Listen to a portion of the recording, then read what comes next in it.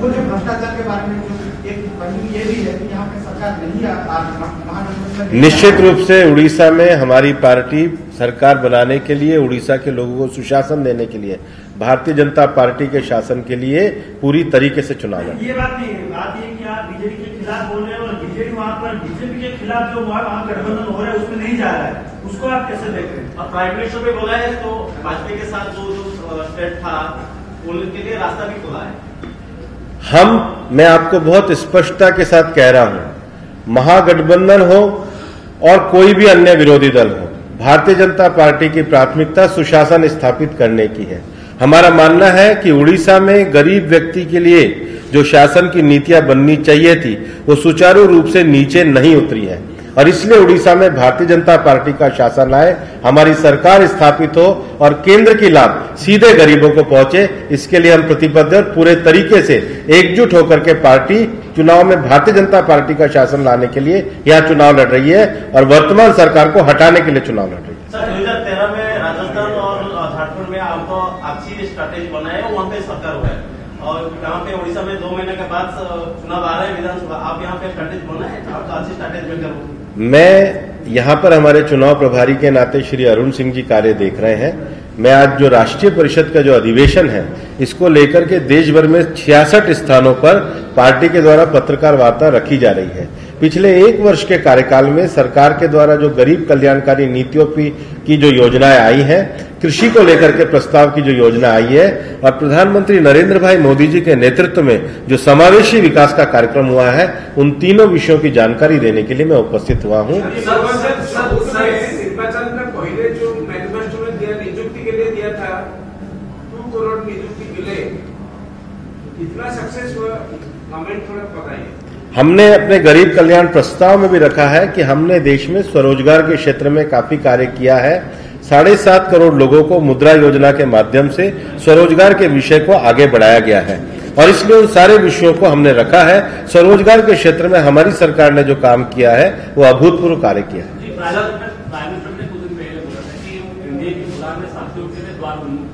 क्या आप ये स्पष्ट करेंगे कि प्री अलायंस या पोस्ट अलायंस बीजेपी के साथ शामिल नहीं होगा? हम यहाँ पर भारतीय जनता पार्टी की स्पष्ट रूप से सरकार बनाने की तस्वीर देख रहे हैं। भारतीय जनता पार्टी के नेतृत्व में उड़ीसा में सरकार बनेगी और भारतीय जनता पार्टी की इंडिपेंडेंट सरकार उड़ीसा में बनेगी। भारतीय जनता पार्टी को पूरी तरीके से उड़ीसा की जनता समर्थन दे रही है। आरएसएस के प्रचारक का बयान आया, हमारी पूरी समर्थन से सरकार बन रही है। सर कल आरएसएस के प्रचारक का बयान आया था कि 2025 से राम मंदिर का काम शुरू करेंगे हम, तो ये आपकी पार्टी से कैसे देखते हैं? बीजेपी, बीएचपी और आरएसएस के सहमति से बयान मैं बहुत स्पष्टता के साथ आपको कह रहा हूं कि भारतीय जनता पार्टी ये चाहती है कि उसी स्थान पर भव्य राम मंदिर का निर्माण हो और ये जल्दी से जल्दी हो। मैं ये आश्वस्त करना चाहता हूं कि संवैधानिक तरीके से भव्य राम मंदिर बनाने के लिए हम कटिबद्ध थे और आगे रहेंगे। मैं आपको ये भी स्पष्ट करना चाहता हूं कि सुप्रीम कोर्ट में राम मंदिर की सुनवाई चल रही है।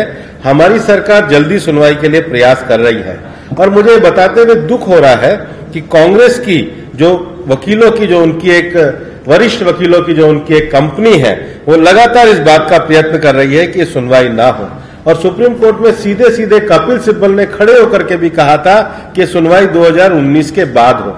और जिस प्रकार से सुप्रीम कोर्ट में फॉर्मर चीफ जस्टिस के खिलाफ जिस प्रकार से महाभियोग का प्रस्ताव लाया गया और जिस प्रकार के षड्यंत्र कांग्रेस के द्वारा किए गए, हमारा कांग्रेस को यह कहना है कि राम मंदिर की जो संवैधानिक और न्यायपूर्ण प्रक्रिया चल रही है उसमें वो अड़ंगा लगाना बंद करे। ये काफी लंबे समय से पेंडिंग है। हम इस मुद्दे को संवैधानिक दायरे में सुलझा करके और राम मंदिर बनाने के लिए कटिबद्ध है और आगे भी रहेंगे। हम जो लोग अड़ंगा लगा रहे हैं उनकी बाधाओं को दूर कर रहे हैं और इसको हम जल्दी ही प्राप्त करें। सर उड़ीसा में बीजेपी कितना सीट में जीतेगा सर? भारतीय जनता पार्टी की सरकार बनेगी। सर आपने बहुत सारे पॉपुलर स्कीम के बारे में बताया, लेकिन डीमोनेटाइजेशन अभी भी उसको लेकर मोदी सरकार क्रिटिसाइज में क्या बताएं? हमारी सरकार ने आने के बाद देश में जो काले धन को लेकर के जो रुपये का जिस प्रकार से व्यवहार था और जिस प्रकार से काले धन के कारण देश की अर्थव्यवस्था को खतरा था, उसको दूर करने के लिए देश में डिमोनेटाइजेशन जैसा कदम उठाया। आज जो उसके बाद सबसे बड़ा परिणाम है कि देश में एक अर्थव्यवस्था का बड़ा भाग जो काले धन के कारण बाहर था, वो आज अर्थव्यवस्था के दायरे में आया है। उसी का यह परिणाम है कि देश में जब 4.5 करोड़ पहले टैक्स कर देने वाले होते थे, आज वो बढ़कर दुगने से ज्यादा हो गए। एक बड़ी संख्या में लोग वापस से उस इकोनॉमी के अंदर आ रहे हैं जिसमें पारदर्शिता है, और ये सरकार का जो प्रयास था इस मामले में सफल हुआ है। सर, आप लोग हो या फिर राज्य के जो नेता हैं या फिर केंद्र से जो नेता आ रहे हैं, सब यहाँ पर नवीन पटनायक और बीजू जनता दल के खिलाफ काफी बड़े आवाज से बोले हैं, लेकिन प्रधानमंत्री नरेंद्र मोदी 3 बार इसके अंदर आ गए उड़ीसा, और उनके जो पार्टी के जो समावेश है उसमें बीजू जनता दल के नवीन पटनायक के नाम भी एक बार नहीं ले रहे। और वहाँ पर कह रहे हैं 2000 वाजपेयी की सरकार में जो भी एनडीए के साथ है वो अगर आना चाहेंगे तो आ सकते हैं। मोदी जी नवीन पटनायक के खिलाफ डायरेक्ट कुछ नहीं बोल रहे हैं और वहाँ पर न्योता दे रहे हैं, और आप लोग कह रहे हैं कि आप यहाँ पर डायरेक्ट पार्टी बनाएंगे। आपका ये कोई प्रश्न नहीं है, ये आपका अपना व्यक्तिगत ऑब्जर्वेशन है। उनका ये कहना है कि अंदर से शायद गठबंधन कुछ चल रहा है क्या? ऐसा कोई विषय नहीं है, मैं आपको बार बार स्पष्ट कर चुका हूं। धन्यवाद।